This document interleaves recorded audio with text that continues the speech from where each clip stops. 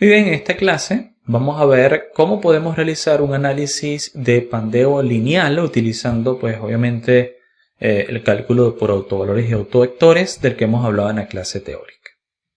Vamos a hacer en primer lugar la presentación del problema. Esto que estamos viendo acá es una viga de un puente que, si nosotros nos vamos un momento, cada modelo, herramientas, y nosotros utilizamos algunas herramientas de medida, vamos a poder medir, por ejemplo, entre este punto y esta arista, y nos va a decir que esto tiene 900 milímetros de peralte. Esto es una viga sumamente alta, aproximadamente, pues, de 1 metro, ¿vale? E igual podemos ver que su longitud, si va desde acá a acá, utilizando la misma herramienta de medir, es de aproximadamente unos 4 metros. ¿Por qué se producen este tipo de secciones? Bueno, la razón es que debido a la carga que está soportando el puente, suelen requerirse secciones especiales que no suelen ser manufacturadas. Esto produce la necesidad de crear la sección por nuestra cuenta, usando planchas que van conectadas y soldadas entre sí. O sea, estamos fabricando una sección desde cero. Si nosotros volvemos acá, ustedes van a ver en Nastran, y vamos a estudiar un poco el modelo, que se han hecho por lo tanto idealizaciones para poder modelar las alas que fueron creadas con planchas de 12 milímetros, tienen un acero específico para este material, y el alma y los rigidizadores fueron creadas con un espesor de 6 milímetros. También van a tener un material específico con sus características. ¿Okay? Entonces, claro, en este tipo de situaciones deseamos estudiar cómo va a reaccionar la carga del puente, que es extrema, ¿ok? También podemos inferir que también lo que va a soportar esta viga tiene que ser muy alto en carga, ¿vale? Pero la cuestión es determinar cuál sería esa carga que produce un pandeo en este tipo de perfiles especiales, que no vienen manufacturados, ¿ok? Entonces, lo primero que tenemos que hacer para poder llevar a cabo un análisis de esta geometría por pandeo es cambiar nuestro análisis. Noten que ustedes pueden hacerlo haciendo clic derecho donde está el análisis y noten varias cosas que hemos hecho. En primer lugar, le hemos dado un nombre al análisis y en el tipo de análisis hemos escogido análisis de pandeo lineal o linear buckling. También lo podemos utilizar acá en pandeo por autovalores. De tal manera que aquí sea fácil de identificar, ¿no? Esto es un análisis por pandeo y aquí entre llaves nos está diciendo linear buckling, o entre corchetes nos está diciendo linear buckling. Ahora, algo interesante es, ustedes saben por la teoría que vimos en la clase pasada, que acá estamos utilizando un problema de autovalores y autovectores. Pero hay una diferencia con respecto a la manera en que se hacían los cálculos por los modos normales de vibración, ¿ok? Los modos naturales de vibración. ¿Por qué? Bueno, para recordar, vamos a volver un momento acá a cambiar el análisis, el tipo de análisis, y vamos a seleccionar un análisis de modos normales. ¿Ok? Presionamos OK. En un análisis de modos normales, nosotros, acá en subcaso, íbamos a ver que hay una opción de configuración modal, ¿cierto? Y en esa configuración modal, nosotros determinamos el número de modos que iban a ser calculados. Aquí dice el número de modos a ser calculados. Son modos normales de vibración. ¿Okay? Sin embargo, noten la diferencia, aunque seguimos utilizando un problema de autovalores y autovectores.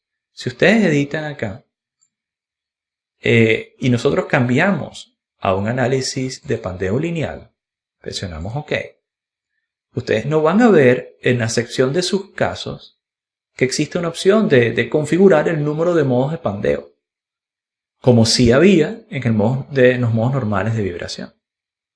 Entonces, ¿cómo configuramos ello? Cambia un poco, aunque estamos utilizando como base autovalores y autovectores, y ahora es dentro del análisis, bajo la pestaña opciones, donde ustedes pueden ahora determinar el número de modos. Pero se diferencia entonces, no son modos normales de vibración, sino que en este caso son modos de pandeo. Los modos de pandeo se definen en la configuración del análisis de pandeo utilizando el parámetro número de modos. ¿Okay? Entonces es acá adentro donde nosotros vamos a poder hacer referencia, ¿no? El número de modos que necesitamos. Con 5 en este caso es más que suficiente.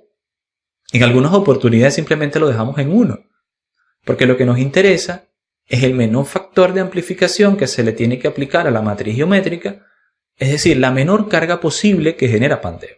¿Ok? Por lo tanto, ¿para qué necesitamos modos superiores si ya pandeó antes de eso? Hay que evitar cualquier modo de pandeo, ¿cierto? Bueno, presionamos OK. De todos modos, vamos a dejarlo en 5 modos para que ustedes puedan ver los resultados. ¿Ok? Además, hemos analizado por acá, obviamente, las idealizaciones que tienen que ver con el mallado. También ustedes podrían crear conexiones que conecten el alma con todos los rigidizadores y el alma y así por el estilo. Podemos garantizar igualmente que el mallado sea mallado continuo. Y ahora vamos a ver un poco la carga, ¿no? Y fíjense que si yo edito esta carga, tiene una característica especial. Y es que la carga vale 1. De hecho, así la he llamado, fuerza unitaria. O sea, es una carga que está aplicada en estas aristas, justo sobre los rigidizadores centrales. ¿Vale? Y es una carga unitaria. Aquí el signo, nosotros sabemos que en el caso modal es independiente, ¿ok? Pero bueno, lo hemos aplicado. Acá noten que estos no son modos de vibración y por lo tanto la fuerza no se elimina. ¿Sí? Aquí no se elimina la fuerza, que sí está aplicada. Pero bueno, aquí sí importa el signo, que estamos aplicándolo hacia abajo. Estamos generando un modo de vibración hacia abajo. ¿Vale? Entonces, porque la fuerza no se elimina. No pasaba así, o sea, sí que no importaba la fuerza, ni siquiera su signo cuando nosotros aplicábamos un modo normal de vibración. Pero en el de pandeo sí que importa. Ahora, ¿por qué se ha hecho unitaria? Bueno, es precisamente porque nosotros queremos calcular el factor de amplificación de la fuerza aplicada para que llegue a pandeo.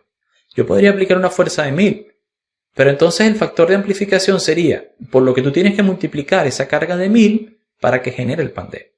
En lugar de eso, lo que se suele hacer es colocar una carga de 1 para que el factor directamente nos represente la carga. O sea, si ya la carga 1, por lo que tengo que multiplicarla, será directamente la cantidad de newtons, porque es digamos, la unidad o magnitud que estoy utilizando acá, que debo aplicar para que pandee. ¿Okay? Entonces, así facilito el cálculo. Utilizo acá una carga unitaria. Ustedes podrían utilizar cualquier otro valor, pero esta es una práctica común. Cuando estamos realizando un análisis por pandeo, creamos una carga unitaria para que directamente los autovalores que calcule sean en la carga aplicada. Presionamos OK. Luego podemos hablar un poco de las restricciones, condiciones de borde. Hay unos soportes verticales que están impidiendo que esto se comporte como un, digamos, mecanismo. Y también hay unas restricciones de pandeo superior, ¿sí? O sea que no está libre en toda su longitud para pandear, sino que acá se está impidiendo el pandeo en estos sectores de los rigidizadores extremos. ¿Okay? Estamos notando que hay una mayor distancia entre los rigidizadores centrales, así que acá es donde tendría que haber la mayor probabilidad de pandeo, ¿cierto? Muy bien, vamos a generar un cálculo. Vamos a darle calcular. Él va a generar todos los cálculos necesarios, va a estudiar los autovalores y autovectores y en unos segundos debería darnos los resultados. Ya por acá pues nos dice que la solución se ha completado. Presionamos OK y nos va a mostrar el último modo de pandeo. ¿Okay? Bueno, recuerden algo, ¿no? Acá nosotros estamos calculando para cada modo un autovalor. Y repetimos que el que más nos interesa es el primer modo de vibración. Así que esta es la forma más probable de pandeo, ¿cierto? Vamos a ver que cargue. Ahora noten también que hay un autovalor asociado. En el caso de los modos de vibración eran frecuencias. Pero en el caso de análisis de pandeo ya sabemos que esto se refiere a un factor de amplificación de carga.